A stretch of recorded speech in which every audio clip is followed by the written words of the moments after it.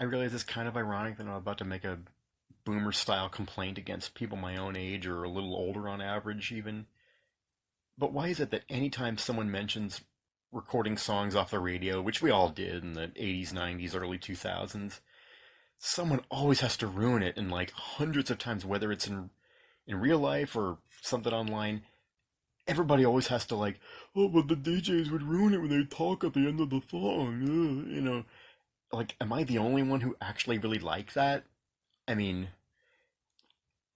granted, I like radio history, broadcasting history. Not everyone does, I admit, but it's like that stuff is historical.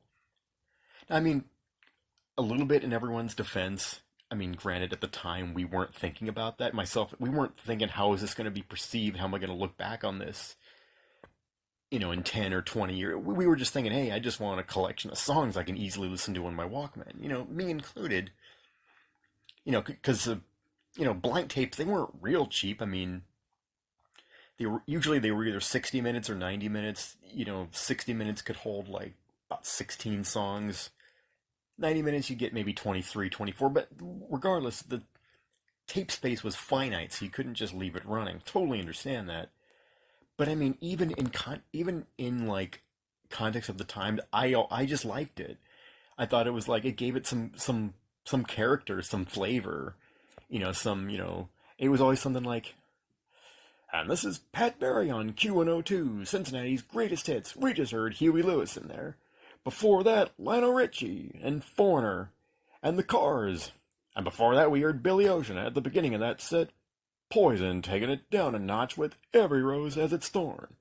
Time is 5:07 now. Time for the evening commute. Let's go check on traffic on I-75. And that's usually about where I would cut it off.